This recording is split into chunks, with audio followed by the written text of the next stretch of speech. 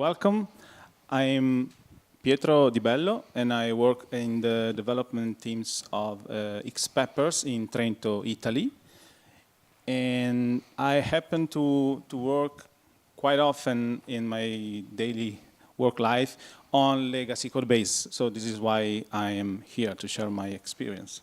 Hello, my name is Paolo. I'm one of Pietro's colleagues. And in the last few years, I've been working with several teams that were trying to refactor their code bases. So that's why we are here, so basically. So today, we would like to start with a simple, but I think powerful question. And the question is, what is legacy code? So in order to get an answer and still be practical, I would like to show you this piece of code coming from one of our customers, an hypothetical one, let's say.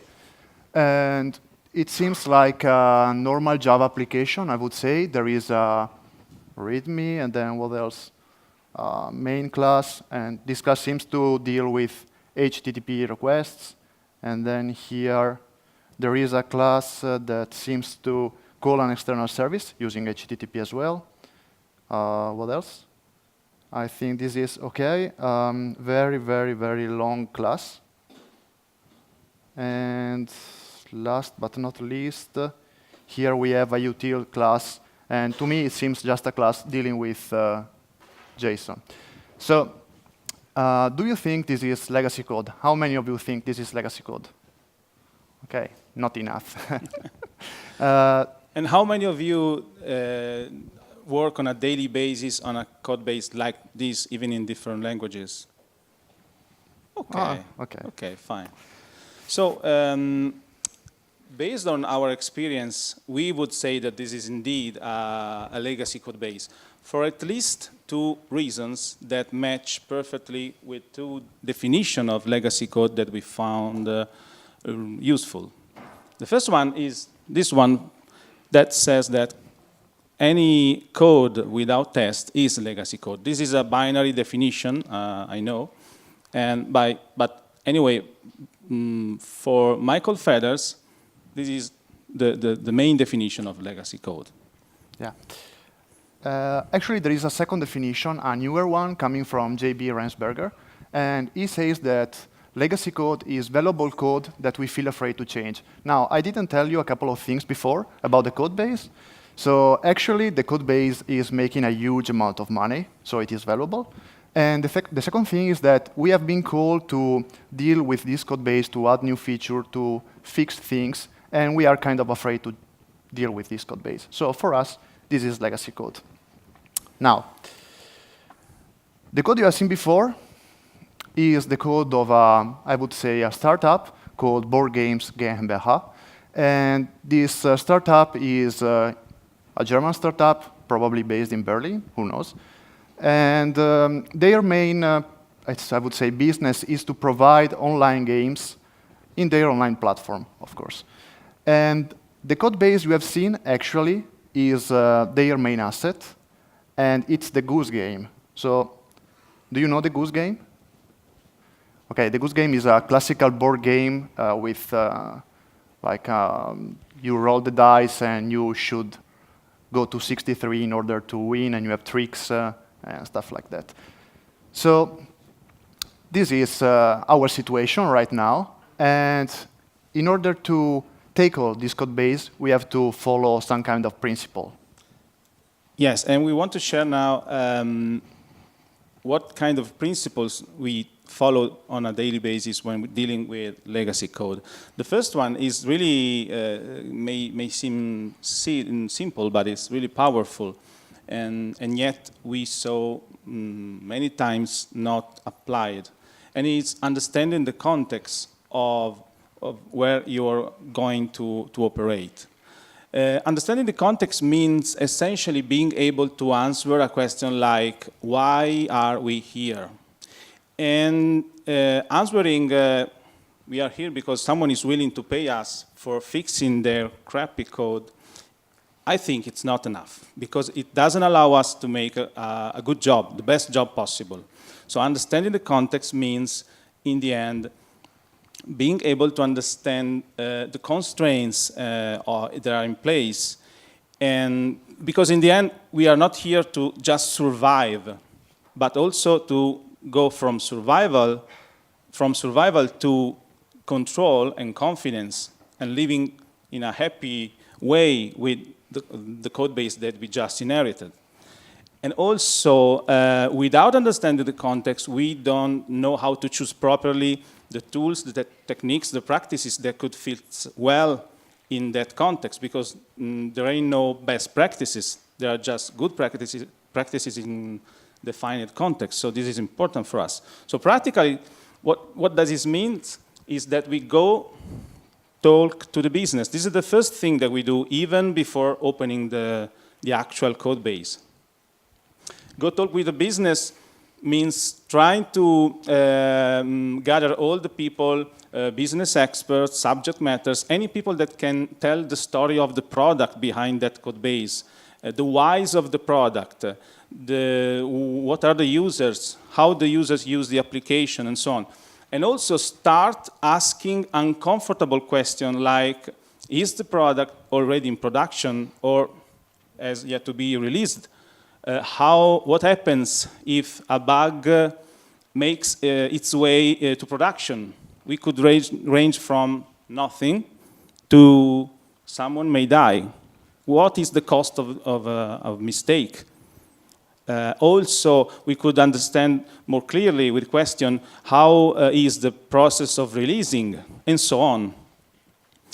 And also, again, while the business people tell the story of the product, we listen to what they say, and we listen to the terms of the domain that should be nouns probably, and verbs that we expect to find in the code base. So we start also building a sort of expectation of what we would like to see in the code base in terms of domain concepts. Right. So in our case, of course, we discussed with the business, and they shared with us a couple of insights. So the first one is that users are complaining. There is a bug for which 2 players with the same nickname can join the same game.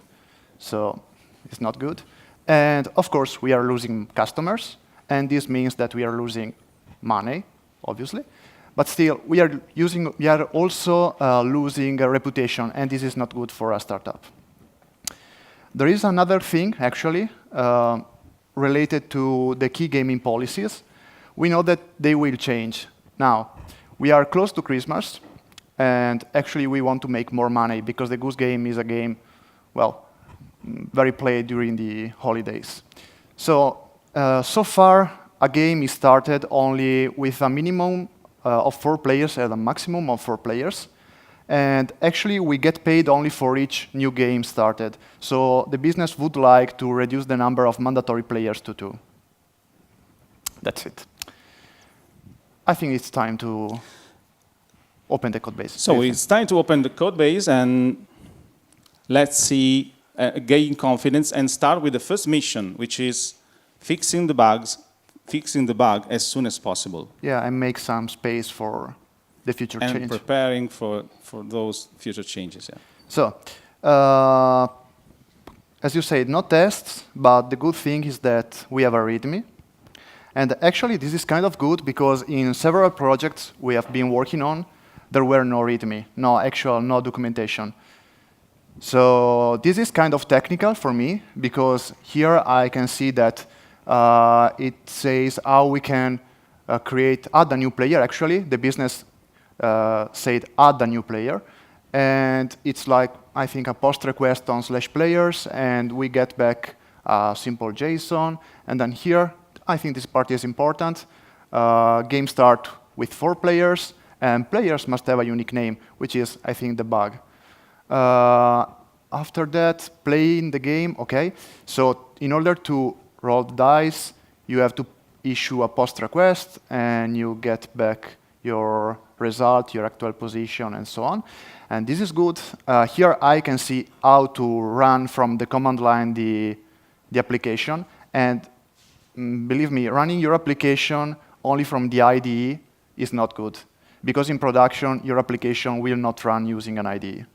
And we have seen several teams that were not able to, they actually didn't know how to run their application. Moreover, we have a to-do list that seems to reflect what the business were saying to us when we spoke to them. So there is an annoying bug that should be fixed as soon as possible. The product has been, the development has been stopped for too much time. And there also is a feature request, let's say, for Christmas that we should be able to deliver in a timely manner. And there is also a warning message somehow that tell us that there may be hidden behaviors, not unwanted behaviors, let's say. Yeah, and this is probably the reason why the original team who wrote the application went away, because they were so stressed about bugs coming from everywhere. So before, when I was looking at the code, I noticed a couple of interesting classes. The first one is this main, which is kind of strange in the Java world, because the M is not capital case, but anyhow, this is just a code convention. And then I can see that we are using this Spark framework, which is a micro framework for exposing HTTP routes. And then this was, if I remember correctly, the README, the route used to add a new player. And here I can see some sort of asymmetry, because here we have create player and not add player, which is what the business actually says. So I would like to go inside this hub here. And I will make it bigger. OK. And here, OK, I see this create player. And I think this is the method for adding a new player. And I can see from this return part here that this should be the part regarding the nickname already taken. And it seems to me that it is triggered from this exist wannabe player. And wannabe player is strange, because before the business told me candidate player, which I don't understand why. So just go inside this exist, which should be the method in which the bug lives. And basically, we are cycling over the players, which I believe are the players in the game. And then, OK, did you spot the bug? OK. So I think somebody refactored this code. And seems to me that we are comparing the nickname of each player in the game with a nickname. But this nickname is not a nickname, but is a player. So this control will always return false. And so every player will be added even with the same nickname. So probably this is the bug. Yeah, so weird names, wrong names in the code, really bad. Now, I think that do you think we can fix easily this code? I think so. Do you think so? OK, but the point is that I don't feel confident. I'm not sure. So here we come. It comes to the second principle. Fundamental principle that we try to follow when dealing with legacy code.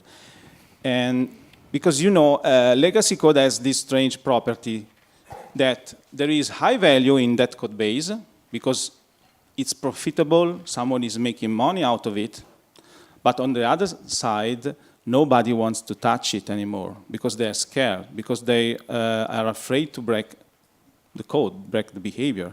So how do you deal with this tension between these two forces, high value, high risk? As Agile told us many years ago now, one solution is to try to lower the risk, the cost of failure, not avoiding, but reducing. So maximize safety is just this. Adopting every kind of practice, mindset, idea, strategies that allow you to change the code while being able to verify that the behavior of the system did not change. You don't break anything. More generally speaking, we could say that we would like to have in place some sort of change detectors that just warn us instantly if any change in the code cause a change in the behavior, observable behavior of the system. And This is why we try to adopt this golden rule for us. Never touch production code without a safety net. Never. And safety net for us means start building test, automated test. In this case, we call those characterization tests. Characterization tests are just plain automated tests that describe the behavior of the system as it is, without judgment. It's like taking a photo. We don't know the behavior. We don't know the code, so we don't know the behavior. We just assume that the behavior of the system is the right one, because it's the only living behavior that we have. Yeah. So we start writing typically system tests that stimulate the system from the very outmost part. And so let's start with those first mission again in mind, to write the minimum amount of tests that allow, without touching the production code, to be sure that we are having a safety net in place. Yeah. So in my case, I just added a couple of dependencies, rest assured, which helps me to stress the system from the outside, from the HTTP point of view, and JUnit in order to run the tests. So here, actually, we start with a couple of tests. So for time constraints, we prepare those tests before, but yes. So we are lazy. So the first test says that we can add up to 4 players. So we spin the application, and then inside the add player, we basically are triggering the system from the outside, making a post to /players, checking that the status code is 201, and the name is equal to the name we passed in, and we can extract the ID. So let's run this test. This one is the first one. So we expect this test to pass, because we are describing. Yeah, I hope so. The system. We also are asserting. Yeah. So we have a green bar, which is down there. Yes, this one. And I would like to run also the other test, which says that we cannot add more than 4 players. So basically, we are adding 4 players and checking that a 4th player will get a 400 when trying to join. As we see, we are really starting the application server behind the scene. So now I would like to write a third test, and this test should sort of take a picture of our bug. So it says that not allow players with the same nickname, and the first player, which is me actually, joins the game, and then Piero tries to steal my nickname, and he should get a 400. Let's see. This test should not pass now, because it's documenting the expected behavior by the business, but it's not the actual behavior. Yes. I want to stress a point here before you go further, that we wrote some characterization tests, but how are we can we be sure that we are covering the right points of the code, the right areas of the code where we are going to put our hands? One tool that is useful here is a simple code coverage tool that in IDEs like this is integrated. So executing this kind of test without the code coverage, you can have a simple, really simple indication, qualitative indication somehow, that there are red zone where you should be really careful because you don't have test, and green zone where you have at least one execution during the test. So you are somehow safer moving in that areas. Okay, now let me make the test pass in the easiest way, so I don't even bother about renaming variables, yes? Yeah, I will rerun the test, and I should get a green bar. Okay. Yes. And I would also like to run one of the previous tests, because they are playing a broader kind of game. What we are not doing now, even again for time constraints, is committing for every single step further that we do. Every single green bar, we try to commit. We should also commit all the tests before starting. So really try to commit as frequently as possible. Okay, now I have the tests, and I can be sort of bolder.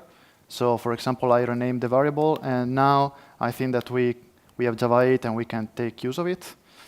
And I can rerun the tests, but I think that hopefully it will be... Another thing that it should be in your habit is to rerun the test every change you made, as much as committing for every success. So now, there is a couple of things I don't like about this create player. Now we fixed the bug, but we need to make space for the future change. And I don't like about this code a couple of things. The first one is that we are mixing infrastructure things like JSON or 400, 201 with domain logic, like adding a new player or checking whether the player can join or not. And I really don't like this. And the second thing is that here we have basically a huge cognitive load. So I cannot understand really well what's happening inside the code base. Yes. Okay. So now I would like to start taking some of these. So for example, really easy steps. Start small. So I will extract this. As we gather confidence, we start improving the code that is covered by tests. Sorry.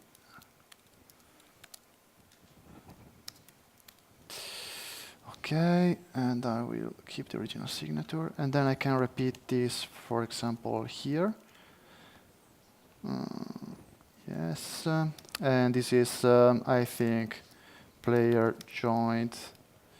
Yes, response.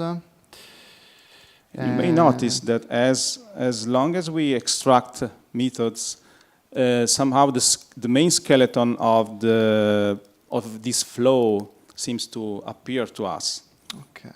Because before there were too much boilerplate somehow.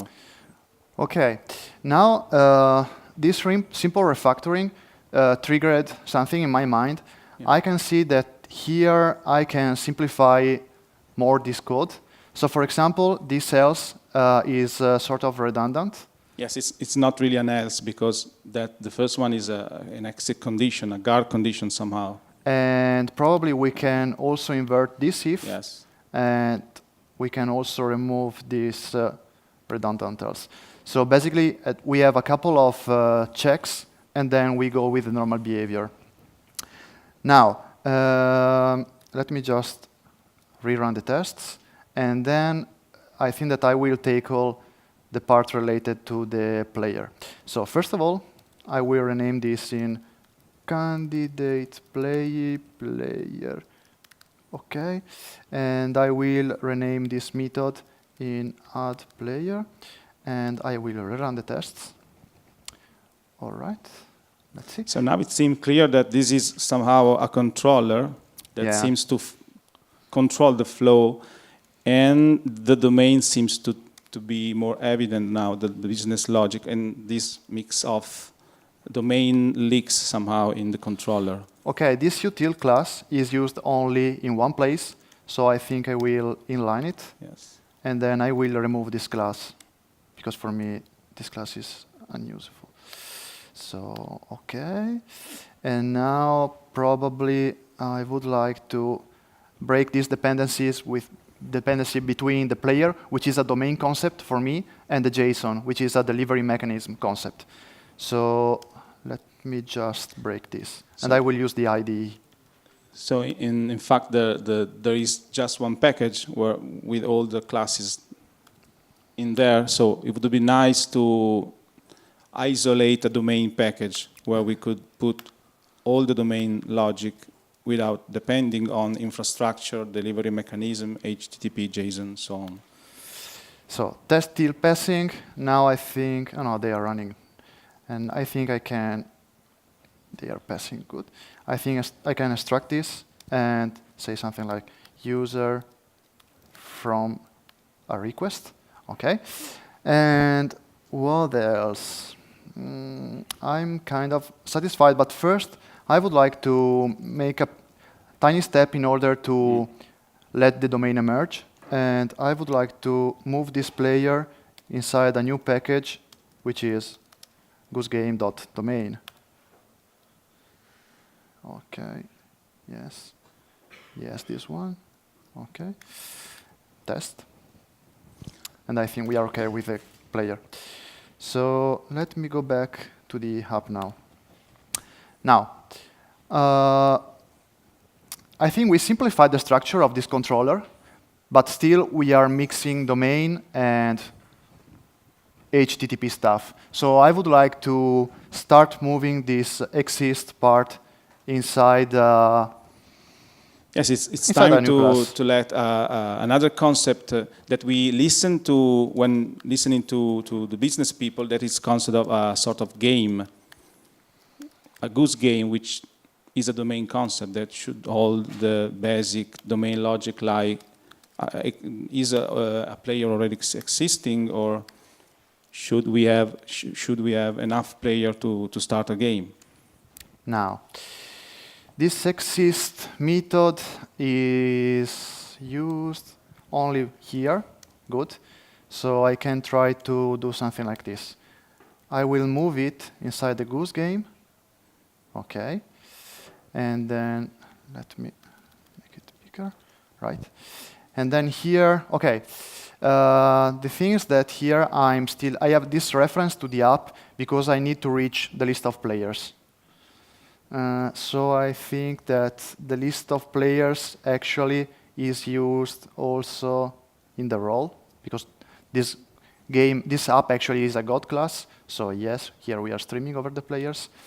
So in order to break this dependency, I will pass down players to the goose game. So we just pass the copy, a reference to the same list, so it's quite safe as a movement. And then I create a field, and then here I will use the players inside the class, and I think that this app now can be deleted. Okay. Rerun the test, optimize imports. Okay. Also, maybe it's time to add another. No, before we have to. Oh no, it's okay. Yeah, it's time to add a new test that because we touch a variable, a property that is used also in the role method, we could set up a new safety, add more safetiness to our safety net. Yeah, we can add, for example, did I touch something here? We could add, for example, for test, if I can write, yes. And basically, with this test, we are playing a full game. So 4 players join the game with a different nickname, and then we are moving the players until somebody gets 63. Okay, and yes, let me run it. So now you will see that probably, my guess is that this test will be slower, because I remember that we had the HTTP call, which was calling an external service. Do you remember? So basically, that's why the more you get confident with the code base, the more your code is extracted in classes which don't depend from HTTP file system and stuff like that. You should add unit tests and decouple yourself from the system. Those tests are a bit also fragile, because tests are wide behavior, not just little behaviors. Yeah, and you are calling an external system, so your test can be broken because you broke something or because the external system is not responding. So for example, how many of you are calling an external system or a database with data that are sometimes corrupted, not available? Anybody? Okay, I feel you. So I think that now, do we have time? Yeah. Okay. Now, just one thing before moving back to the slides. With more time, I would have moved this more than 4 players inside the goose game as well.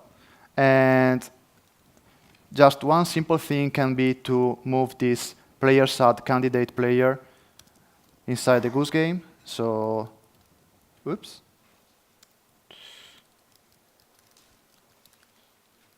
Add player. And then here, F6. Yes. Same as before, we already have the players.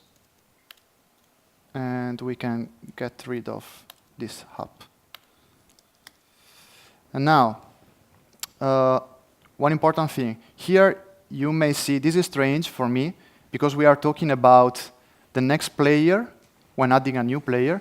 And this probably is related to the fact that when you have 4 players, the first player who joined automatically becomes the first player to roll the dice. So it's weird that you decide which will be the next player in the adding player section. So we may improve it. I will move it here in the rolling part, and I will write all full code just in order to simplify the upper part. So if next player is equal to null, then next player is equal to players dot. Which is actually the line that you have there. Cool, but I don't remember. Okay, that's shame on me. So just let me rerun the test, and if you are in a green bar, we can go back to the slides.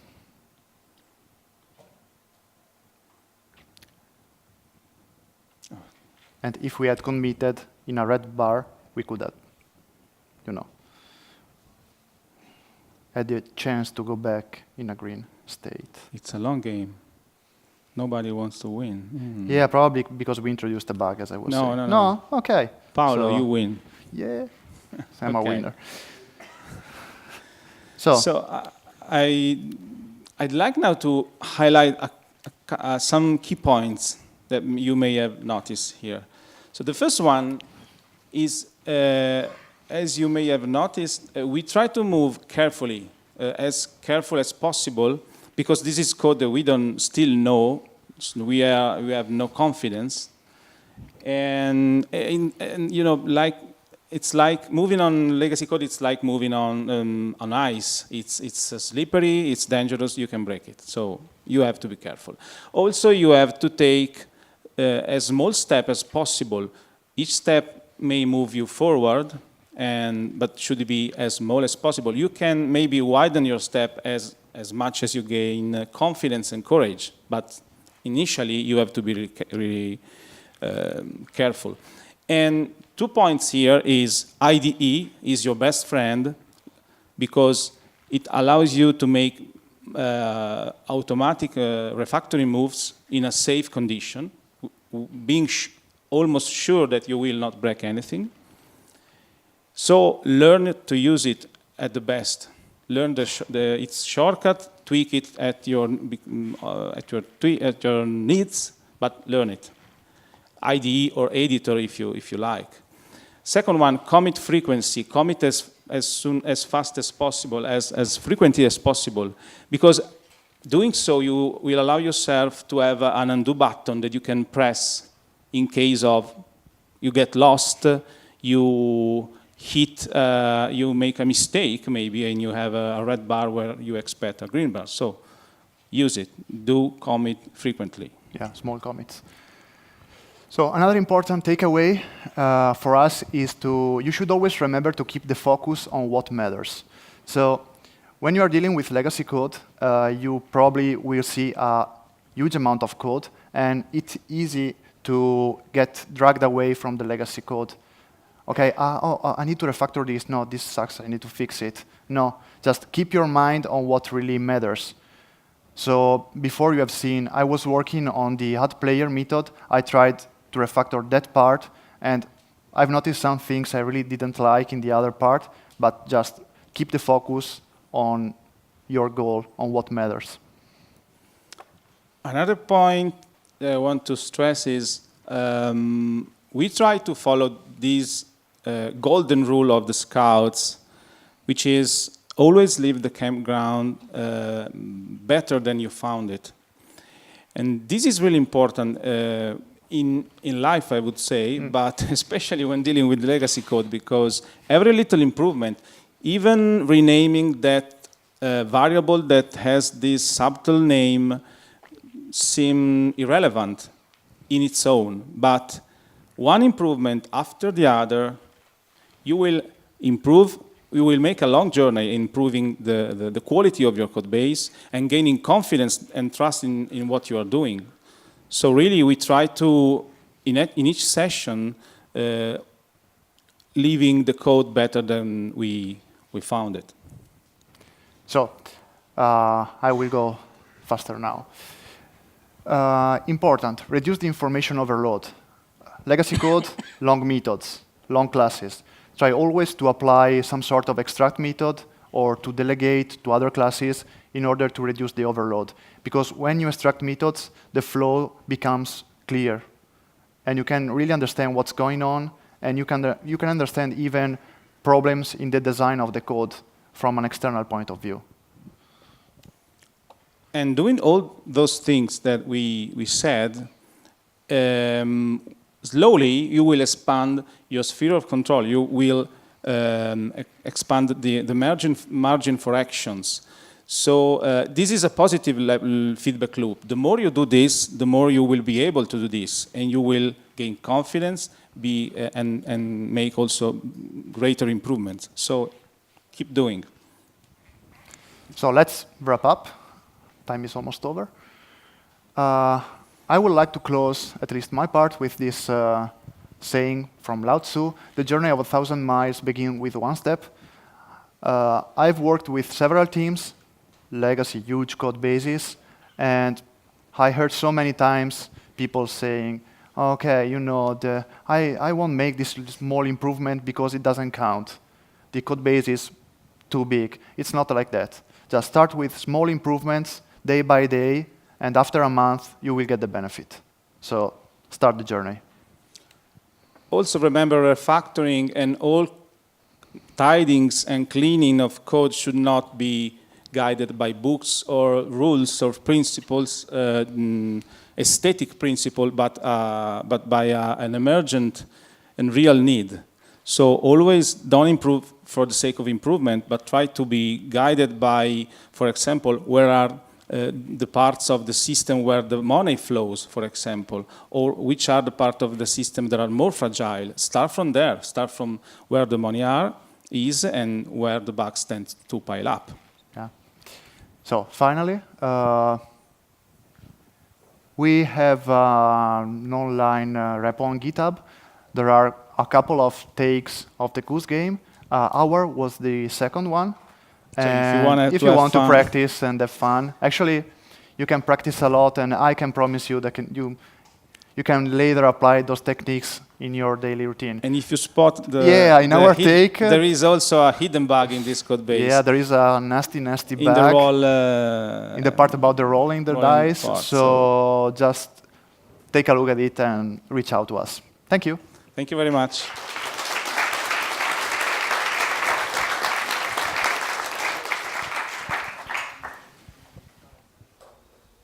We have time for maybe one question, if there are any. Okay.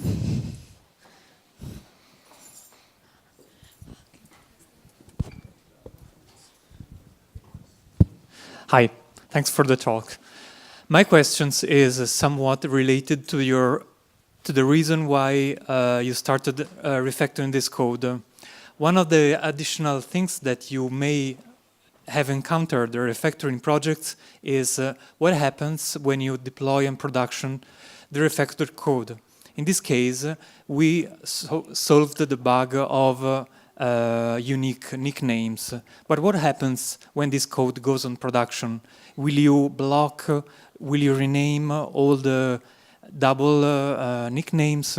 So this is just an additional thought to the general problem. Yeah, that's true. And for example, one thing is that you should be careful and monitor what's happening in your production environment, because people can, have built new features upon your bugs. Yeah. So they probably, from an external point of view, thought that the system was behaving correctly, but actually it wasn't behaving correctly. So our suggestion, I think, is to talk with the business, talk with all the people who can really know all the needed stuff about the project, and monitor what's happening in your QA environment, staging environment, production environment. So that's it. Thank you.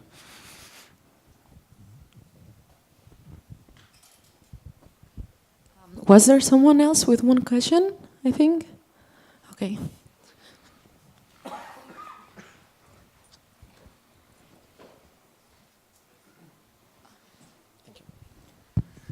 Hello, thank you for your talk. I really enjoyed it. One question from your personal experience.